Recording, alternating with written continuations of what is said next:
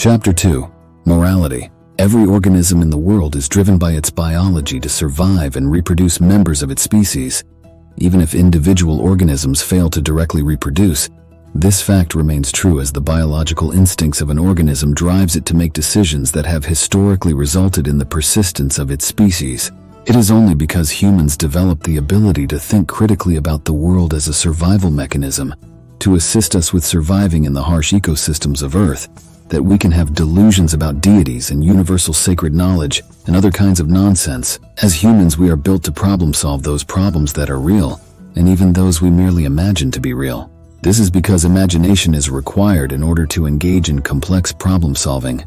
To be clear, to think about the many different hypothetical situations that would arise if certain events occurred requires imagination, yet this quality must be developed to be useful. Without proper training in logic, a person has a very difficult time distinguishing between what is imagined and what is real. So our tendency to gravitate toward a kind of metaphysical meaning to our lives is not because there actually is a metaphysical world. This tendency is but a side effect of our inquisitive minds trying to make order out of disorder, and we have difficulty distinguishing fantasy from reality if we do not employ a system like logic to aid us in distinguishing between the two. Some of these imagined things we create in our minds have value, such as moral frameworks that make it more efficient for us to survive and procreate.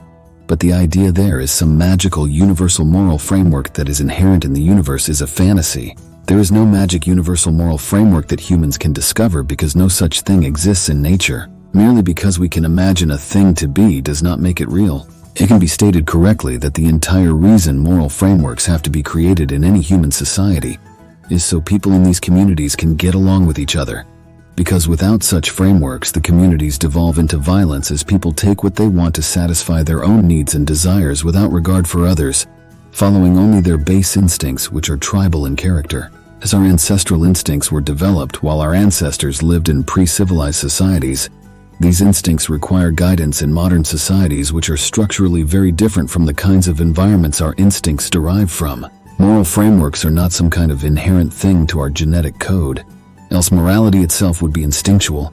We know that morality is not instinctive due to tragic cases of children who were raised in isolation and developed no higher cognitive functions nor any normal human behaviors and struggled to learn these norms. So it is that morality is something that is part of the culture we learn from other humans, and ideally, the goal of these moral codes is to create stability for the mutual benefit of the group participants, so that the instinct to violence is rarely necessary to fulfill our needs and wants.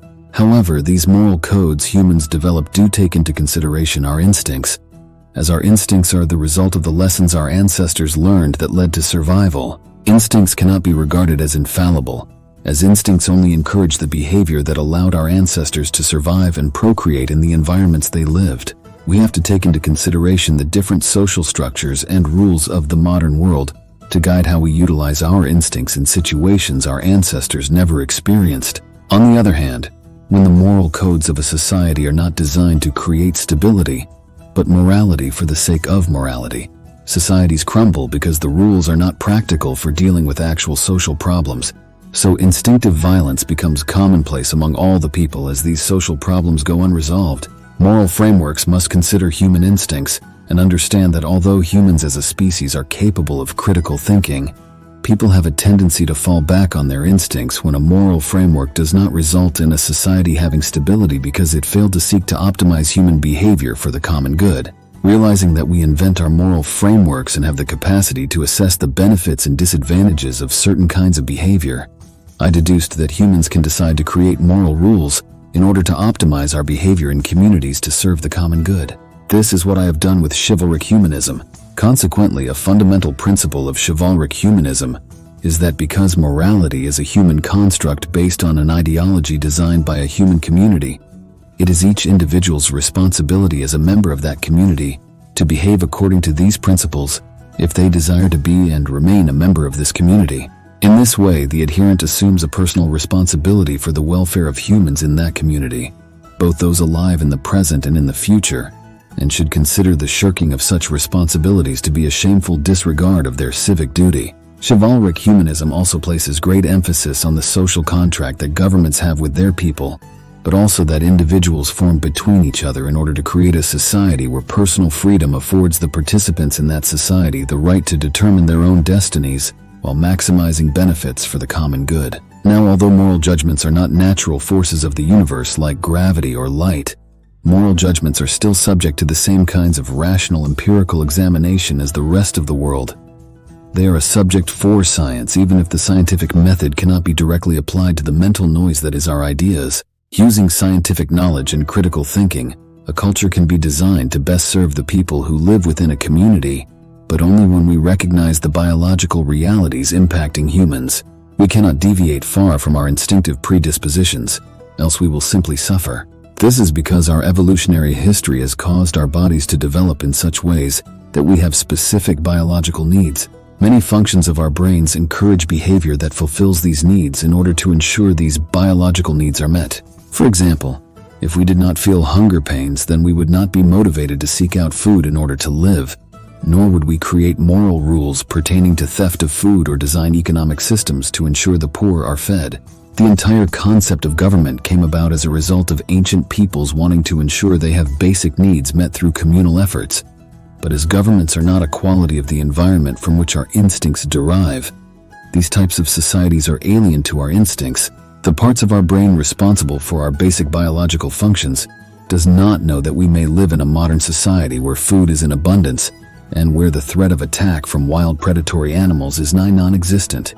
At an instinctive level, our bodies are still meant to survive in a harsh wilderness environment, and yet many people do not understand this, so they form their ideas about right and wrong in terms of artificial social constructs such as careers, equity, and other types of beliefs that are not instinctive to humans and require a moral framework to provide guidance and context. Developing belief systems that provide intellectual explanations for survival behavior is a common part of the human experience. These belief systems are attempts to optimize our behavior and to promote our survival in various situations. Because the goal is to ensure survival, we can evaluate these belief systems to determine which particular beliefs encourage behavior that promotes survival better than other behaviors encouraged by different belief systems. Essentially, we can use logic to determine which choices are better than other choices, as well as identify which beliefs help us make better choices. So all of the origins of our ethical practices stem from our evolutionary history. Moral truths are usually subjective and oftentimes based on cultural norms, thoughts, and attitudes towards a subject matter rather than a set of mind-independent truths. However, the consequences of certain actions are detached from human mental noise. Acting in certain ways has specific results. Therefore, we can deduce through reason what the best moral framework is for humans to live their life in order to maximize the survival of the human species. And ensuring individuality and personal wholeness is an important tenet of this rule set in order for the maximal survival rate to be obtained in the future. Some individuals familiar with the subject of philosophy may look at my arguments here and see a version of utilitarianism, which is very similar in some respects to chivalric humanism. Utilitarianism also acknowledges that morality is a human construct, and there is no universal moral framework inherent to our reality. However, a key difference is that utilitarianism makes the pursuit of collective happiness and pleasure its highest moral principle, and proposes that all decisions an individual makes should serve this interest. This, in practice by the masses, leads to avoidance of necessary discomforts, which leads to many individuals instead adopting ethical egoism, which ultimately leads to instability in society as a consequence of the rising decadence.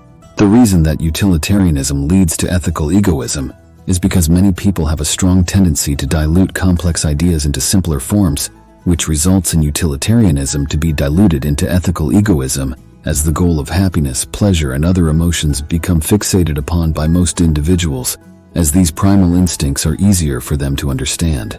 This means many forms of utilitarianism devolve into hedonism, where individuals become so focused on pleasure-seeking that they ultimately do not find lasting happiness, as many things that can provide pleasure, such as drug abuse, overeating sugary foods, and sex addictions, can result in negative health effects for the individual. Pleasure is not in and of itself a route to happiness, and wisdom must be used to guide decision-making.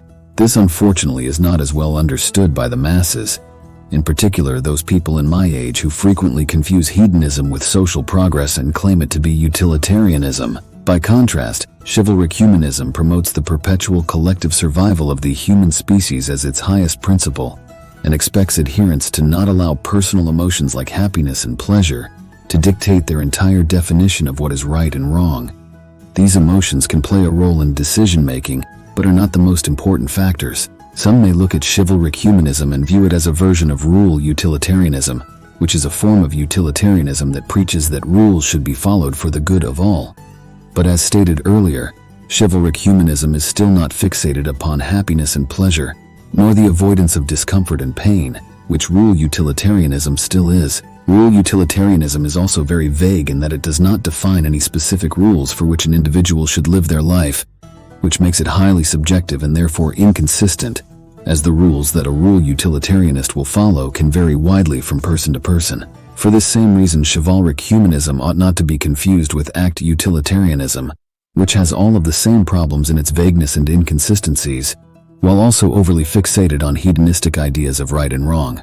It would be more correct to say that chivalric humanism provides general guidelines for a person to assist with decision-making. These are the 4 positive principles and 8 virtues, which are discussed later in this book, and its similarities to rule and act utilitarianism lie in that it has properties of a consequentialist philosophy, the same way that utilitarianism does. Chivalric humanism, however, provides a set of virtues as guidelines for decision-making, which are able to be employed even when a person is thinking emotionally instead of logically, which I believe makes it more practical for decision-making by the average person. As the virtues of chivalric humanism and their definitions have been constructed in a way that is logical, it should lead to the kind of impactful results on communities that the impracticality of utilitarianism cannot achieve. Furthermore, as you will come to learn in future chapters, chivalric humanism does not elevate a single emotional state like happiness or pleasure over all others, but rather encourages individuals to strive for emotional wholeness and to be mindful that our emotions can sometimes hinder us from making rational judgments. In this way, chivalric humanism avoids many of the social problems created by utilitarianism and its tendency to lead to selfishness at the expense of altruism. While it is true that chivalric humanism places the survival of the human species as its highest principle, the measure of actions as being good or evil in service of human survival are not made zealously. When I say the survival of the species is the grandest aim, I'm not speaking in the short term. Chivalric humanism looks to play the long game, and if careless decisions are made in the present which have effects that hinder the chances of human survival many years down the road, these actions cannot rightfully be said to ensure the survival of the human species.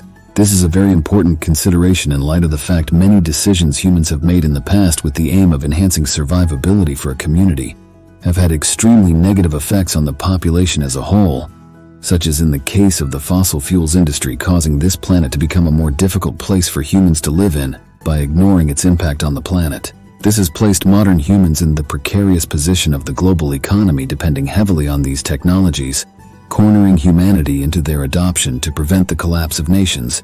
In a similar way, chivalric humanism does not necessarily define the value of individuals as being equal concerning the question of the survival of the human species. The reality is that some individuals are a threat to the long-term survival of the human species.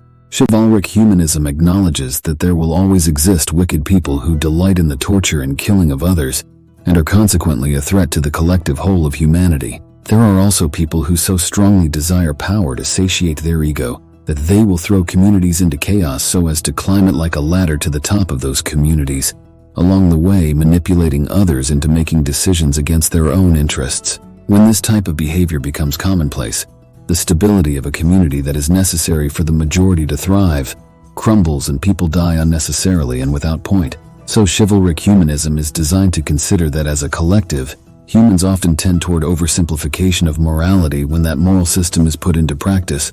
This is one of the reasons why in chivalric humanism, one single principle is not blindly chased without any consideration for where this chase will ultimately end. Unlike many philosophies, chivalric humanism does not have a very narrow definition of right and wrong, which is only applicable in specific scenarios and is detached from the totality of reality. Instead, chivalric humanism establishes rules to help the individual choose the most optimal course of actions that benefit their own lives, while also ensuring these choices assist with the overarching goal of ensuring the perpetual survival of the human species. Chivalric humanism also understands that there are many components that are required to ensure the survival of the human species in all kinds of scenarios. This is a well thought out and highly detailed moral framework you are learning, and it does not oversimplify the complexity of living. In fact, chivalric humanism considers that people will attempt to oversimplify its tenets, and so it provides mechanisms to guide people back toward its tenets. One of the ways it does this is with its concept of chivalric virtues that are designed to be guidelines to assist with decision-making, which you will learn about later in this book. Now, the models of morality often created by psychologists are based on surveys of individuals who are interviewed about their morality, and the psychologists often assume these morals are a result of evolution and inherent to human instincts, when these morals can actually just be the result of social conditioning. This results in morality approached from a descriptive point of view. Contrarily, philosophers have historically approached the topic of morality from a normative one. That is, how a person should behave rather than how a person currently thinks they should behave. These beliefs about morality can contradict one another, causing radically different approaches to how a moral framework is developed. While the origin of human morality is historically in trying to optimize survival, technology has changed the range of options that humans possess to ensure survival. For example, whereas in some past civilizations the theft of a single pig from a small family might lead to the starvation of a child, which justifies the hanging of thieves who steal pigs, in present modern technologically advanced societies, food is so plentiful that stealing even a large number of pigs will probably not lead to anyone starving. So while the crime of livestock theft in the ancient world may have needed to be punished with death, in today's world theft can instead be punished with a fine and a short prison sentence to deter the behavior. What I mean to say here is that because the factors governing human survival change as technology impacts how humans survive, so then do moral rules and their punishments require updating to reflect these changed circumstances. As another example, in the past, the purpose of outlawing homosexuality may have been to ensure that people produced offspring through promotion of heterosexual relationships, but due to modern fertility techniques, physical intercourse is no longer required for a woman to become pregnant, thus making such laws no longer strictly necessary to ensure the survival of the species through procreation alone. So it tends to be more often than not that moral frameworks are initially developed normatively and then become descriptive when practiced across generations, as these beliefs are taught to children who may not be taught the particular reasons why such moral rules were developed to start with, and the original reasons for these rules are eventually forgotten by future generations. I think what is most necessary for people to accept is that morality is just an idea, and ideas are mental constructs. Humans have no inherent moral principles. Without culture, we are simply beasts who would rely solely on the instincts passed on to us from our ancestors. Rather, humans learn moral principles in order to be a participant in a civilization. Absent a pre-existing moral framework, a human baby would grow up into a feral creature driven by instincts alone. Yet instincts are the basis for primitive moral frameworks, with modern moral frameworks frequently designed to temper the more destructive instincts a human is born with, so that human communities do not descend into tribal anarchy. Therefore, modern human morality should be designed to maximize the achievement of the collective goals of people and ensure stability of the group for mutual survival, taking into consideration the instinctive drives that people possess and teaching people to employ them in a way that is most beneficial for humanity as a whole. Personally, I think survival of the human species should be the highest principle in any culture. And I also believe collective survival of the community is the principle that led to human civilizations becoming formed to start with. Humans cannot reproduce independently as we are not biologically asexual. We require another person to procreate with, even if merely using their genetic information, and in terms of increasing the chance of producing healthy offspring, we need to at least form groups of families as a bare minimum to prevent the problems of inbreeding. Then you must consider that any group requires rules to ensure the group is stable, and that means addressing individual needs in ways that will be viewed as fair by the participants of the group. These rules create the social contracts between the group participants that are designed to ensure fairness, and these rules deemed fair create stability in the relationships between members of the group.